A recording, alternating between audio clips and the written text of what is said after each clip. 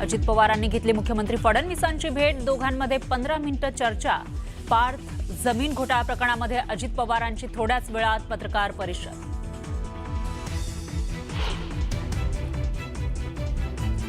जमीन गैरव्यवहार प्रकरणी राहुल गांधींची ट्विट करत टीका। मतचोरी करणाऱ्या सरकारकडून जमीन चोरी असं म्हणत मोदींवर निशाणा।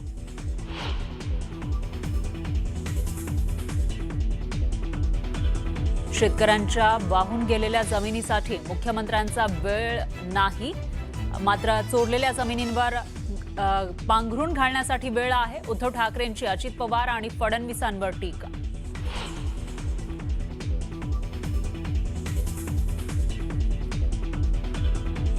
धनंजय मुंडेंनी आपल्या हत्येचा कट रचला। जरांगेंचा गंभीर आरोप। तर मनोज जरांगे आणि माझी ब्रेन मॅपिंग नार्को टेस्ट करा। जरांगेंच्या आरोपांना उत्तर देताना मुंडेंचं आव्हान।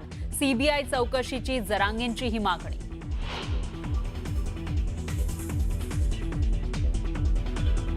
मनोज जरांगेंना जीवे मारण्याचा कट रचणारा आरोपी दादा गरड याचा कबुली देतानाचा व्हिडिओ समोर। दोन्ही आरोपींना 12 नोव्हेंबरपर्यंत पोलीस कोठडी।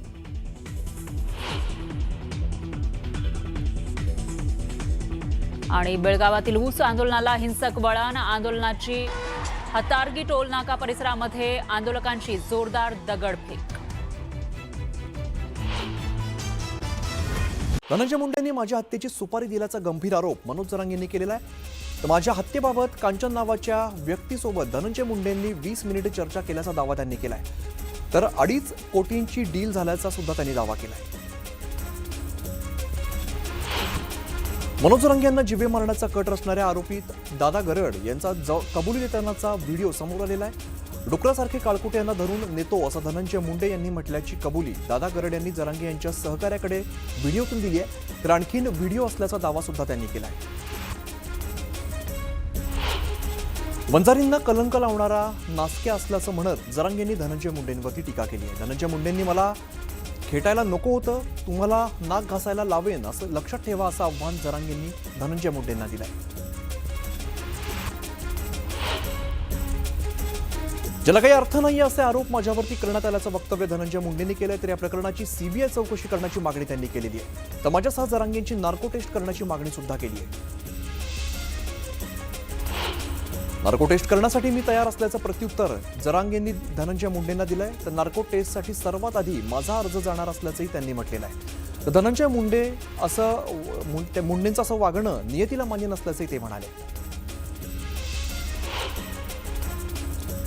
मनोज जरांगेंनी आरोपींचं संभाषण पत्रकार परिषदेत ऐकवलं। आरोपी अमोल खुणे आणि दादा गरड यांच्यातील संभाषणाची क्लिप त्यांनी ऐकवली आहे। तर धनंजय मुंडेंनी 3 वेळा पैसे देण्यासाठी लांबवल्याचा आरोप सुद्धा त्यांनी केलाय। मनोज जरांगे यांच्या घातपाताचा कट रचणाऱ्या दोनही आरोपींना 12 नोव्हेंबरपर्यंत पोलीस कोठडीची शिक्षा सुनावण्यात आली आहे। आरोपी अमोल खुणे आणि दादा गरुड यांना अंबड पोलिसात हजर करण्यात आलं होतं। जरांगे यांचा हत्येचा कट रचण्याच्या कारणावरून दोघांवरती गोंदी पोलिसात गुन्हा दाखल करण्यात आला आहे। पुणे जमीन व्यवहार प्रकरणामध्ये अजितदादांना जेव्हा कुणकुण लागली होती तेव्हाच त्यांनी प्रकरण थांबवलं असतं तर असं झालं नसतं। मात्र त्यांच्या कामाच्या व्यापात काही निर्णय परस्पर पण होतात असा खोचक टोला राधाकृष्ण विखे पाटील यांनी लगावला आहे।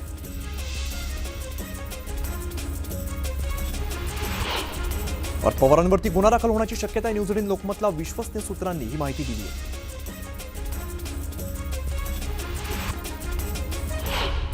उपमुख्यमंत्री अजित पवारांचे पुत्र अडचणीत आलेल्या जमीन व्यवहारात तिघांवरती गुन्हा दाखल करण्यात आला आहे। त्यातील शीतल तेजवानीचा आता बावधन पोलिसांकडून शोध सुरू आहे। जमीन व्यवहारासाठी वापरण्यात आलेल्या पत्त्यावरील ऑफिसला टाळा असल्याचं समोर आलं आहे। मुंडवा जमीन प्रकरणात गुन्हा दाखल असलेले दिग्विजय पाटील हे पुण्यातील रोहन गरिमा सोसायटीत राहतात। गुन्हा दाखल झाल्यानंतर दिग्विजय पाटील यांच्यावरती काय कारवाई होणार हा प्रश्न विचारला जातोय। आणि विशेष म्हणजे अमिडा कंपनीत पार्थ पवार यांची 99% भागीदारी आहे आणि दिग्विजय पाटील फक्त 1% भागीदार आहेत। पार्थ पवार प्रकरणामध्ये चौकशीचे आदेश दिलेले आहेत। चौकशी झाल्यानंतर पुढची दिशा ठरेल असं गिरीश महाजन म्हणाले। तर खडसेंनी राजीनामा दिला नव्हता, त्यांना पक्षानेच काढलं होतं असं खोचक टोला मंत्री महाजनांनी लगावलाय।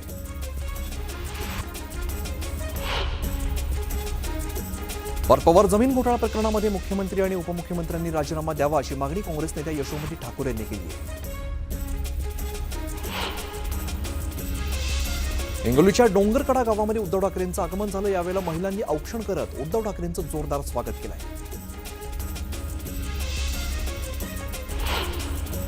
शेतकऱ्यांचं एका पावसात सगळं वाहून गेलंय. तातडीने कर्जमाफी देण्याची मागणी उद्धव ठाकरेंनी केली आहे. काही ठिकाणी तर अद्याप पंचनामेही झाले नसल्याचं त्यांनी म्हटलंय. नुकसानग्रस्त शेतकऱ्यांना एकरी 50,000 रुपये देण्याची मागणी सुद्धा त्यांनी केली आहे. सरकारने पॅकेज घोटाळा केल्याचा आरोप उद्धव ठाकरेंनी केलेला आहे. न्याय मागितला तर टोमणे मारला असं म्हणतात. मुख्यमंत्री फडणवीसांच्या वक्तव्यावरून उद्धव ठाकरेंनी हा पलटवार केलाय. तर माझा पक्ष चोरलं, माझं चिन्ह चोरलं, आमची माणसं जागेवरती असल्याचंही ते म्हणाले. अतिवृष्टी आणि बाजारभाव नसल्यामुळे शेतकरी अडचणीत असल्याचं वक्तव्य कृषी मंत्री दत्तात्रय भरणे यांनी केलंय. तर अडचणीत असलेल्या शेतकऱ्यांना उभं करण्यासाठी सरकारने मदत केल्याचंही त्यांनी सांगितलंय. आम्ही आज एका व्यासपीठावरती आहे. उद्या आमचं काय होतं माहिती नसल्याचं वक्तव्य मंत्री कोकाट यांनी केलंय. तर उद्या आम्ही कोण कोणाकडे असू सांगता येत नसल्याचे ते म्हणाले. अमरावती जिल्ह्यात काँग्रेसकडून नगर परिषद नगरपंचायत निवडणुकीसाठी जोरदार तयारी सुरू करण्यात आली आहे. उमेदवारांच्या मुलाखतींना उत्स्फूर्त प्रतिसाद मिळतोय. सर्वच नगर परिषद आणि नगरपंचायतवरती काँग्रेसची सत्ता स्थापन होईल असा दावा काँग्रेस खासदार बळवंत वानखडेंनी केला आहे.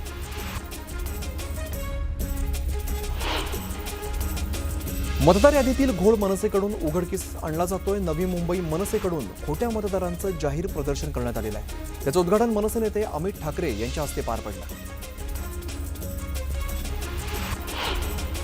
माजी मुख्यमंत्री पृथ्वीराज चव्हाण यांना पुन्हा एकदा भाजपानं धक्का दिलाय. पृथ्वीराज चव्हाण यांचे कट्टर समर्थक भाऊसाहेब ढेबे पाटील यांनी भाजपामध्ये प्रवेश केलाय.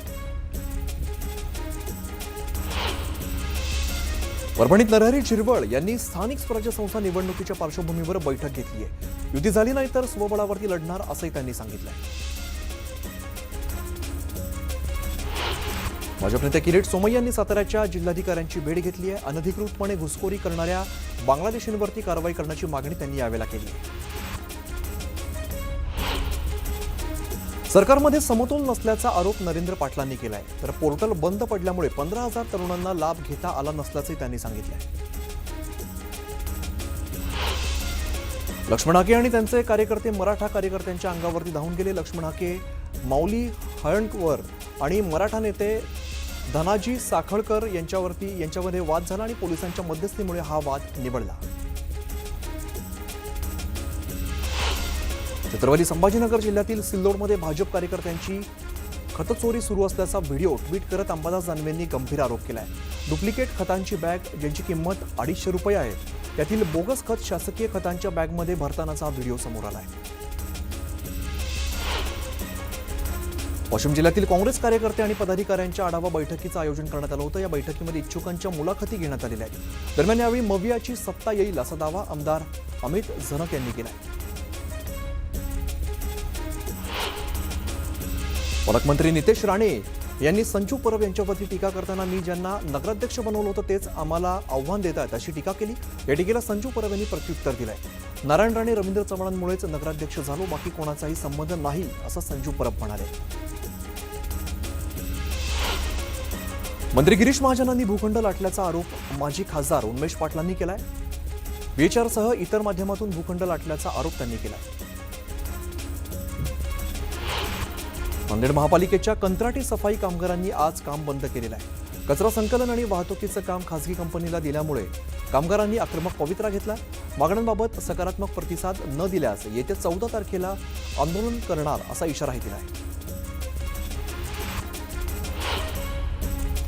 परभणीच्या पूर्णा तालुक्यातील चुडावा गाव आणि परिसरातील महिला गावांमध्ये दारूबंदीसाठी आक्रमक झाल्याचं पाहायला मिळालं. चुडावा पोलीस ठाण्यावरती एकत्रित येत महिलांनी निवेदन देऊन परिसरात संपूर्ण दारूबंदी करण्याची मागणी केली आहे. नांदेड जिल्ह्यातील हदगाव तालुक्यातील वाळकी ते रावणगाव रस्त्याची दुरावस्था झाली आहे. गेल्या अनेक वर्षांपासून हा रस्ता खराब अवस्थेत आहे आणि या खराब रस्त्यामुळे गावकऱ्यांचे प्रचंड हाल होत आहेत.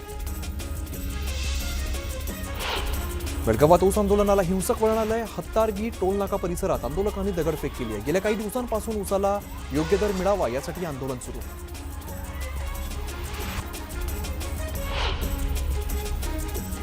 वंदे मातरम 150 वर्ष स्फूर्ती सोहळ्याचा कार्यक्रम जळगाव जिल्ह्यामध्ये भारतीय जनता पार्टीतर्फे आयोजित करण्यात आलेला होता। या कार्यक्रमात मंत्री गिरीश महाजन, मंत्री संजय सावकारे उपस्थित होते आणि यावेळेला त्यांनी वंदे मातरम गीताचं सामूहिक पठण देखील केलं आहे।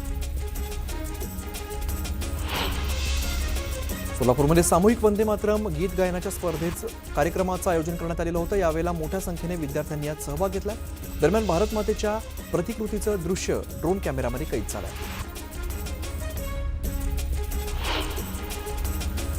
विप्रो कन्झ्युमर केअर अँड लाइटिंगने विप्रो केअर्सच्या सहकार्याने यावर्षी महाराष्ट्रात आपला प्रमुख संतूर स्कॉलरशिप उपक्रम राबवलेला आणि आर्थिकदृष्ट्या दुर्बल असलेल्या आणि अविकसित जिल्ह्यातील तरुणींना सशक्त करण्यासाठी उच्च शिक्षणाची संधी उपलब्ध होणार आहे। त्यामुळे तरुणींचं उज्ज्वल भविष्य घडणार आहे।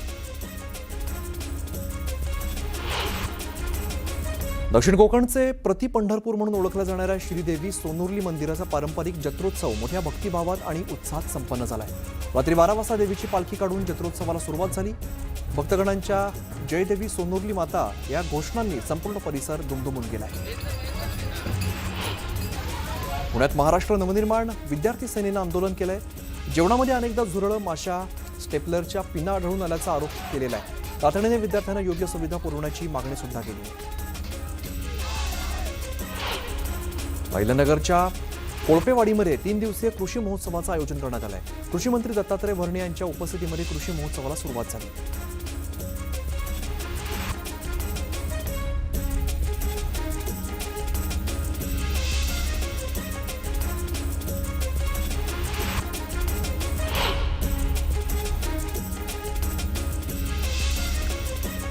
वाशिम जिल्ह्यातील सीताफळांना 10 ते 15 रुपये प्रति किलोचा अत्यल्प दर मिळतो। त्यामुळे सीताफळ बागांवरती केलेला खर्च देखील भरून निघत नाहीये। त्यामुळे शेतकरी मोठ्या प्रमाणात आर्थिक संकटात सापडले।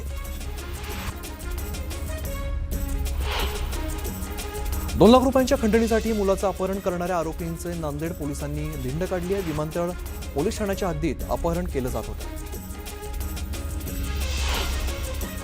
सिल्लोड तालुक्यातील मोढा शिवारात विनापरवाना खताची निर्मिती होणाऱ्या गोदामावरती छापा टाकला। या प्रकरणामध्ये पोलिसांनी गुन्हा दाखल केलाय। तर संपूर्ण मुद्देमाल जप्त केलाय। वर्धेच्या केळझरच्या गणेश कुंडात एका तरुणीचा मृतदेह आढळलाय। साक्षी देहारे असं या तरुणीचं नाव आहे। पोलिसांकडून अधिकचा तपास सुरू आहे। नाशिकच्या वडाळा रोड या ठिकाणी अशोक हॉस्पिटल परिसरात 2 गटात हाणामारी झाली।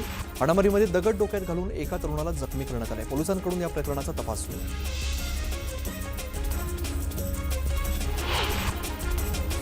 भिवंडी तालुक्यातील सरवली MIDCतील मंगलमूर्ती डायनिंग कंपनीला आग लागली। आगीमध्ये मोठ्या प्रमाणात साहित्य जळून खाक झालं। अग्निशामक दलाकडून आगीवरती नियंत्रण मिळवण्याचा प्रयत्न सुरू आहे।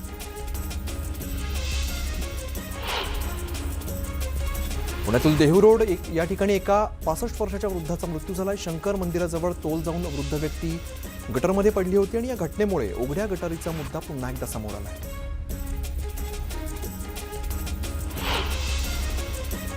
पुण्याच्या उरोळी कांचन परिसरामध्ये पोलिसांनी अवैध दारू वाहतूक करणाऱ्यांवरती कारवाई केली। 2 वाहनांवरती छापा टाकत 11 लाख रुपयांचा मुद्देमाल जप्त केलाय।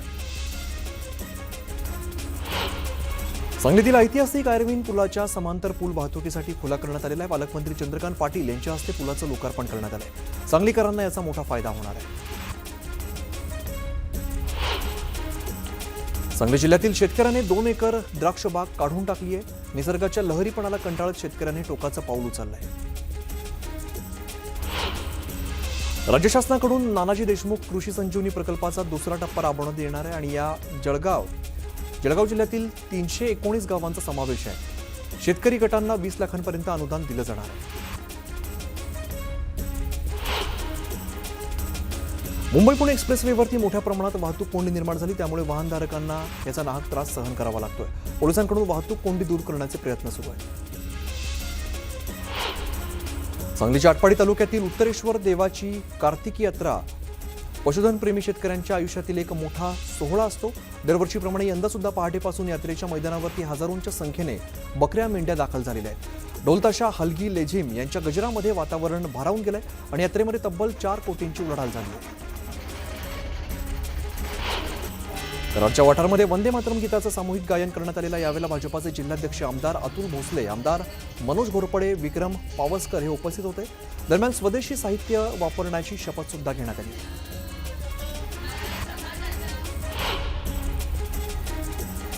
अमरावती या ठिकाणी संत गाडगेबाबा औद्योगिक प्रशिक्षण संस्थेत देशभक्तीपर वातावरणामध्ये वंदे मातरम गायनाचा कार्यक्रम आयोजित करण्यात आलेला होता. कार्यक्रमात विद्यार्थ्यांनी एकत्र येत वंदे मातरम गीताचं सामूहिक गायन करत राष्ट्रभक्तीचा जयघोष केला.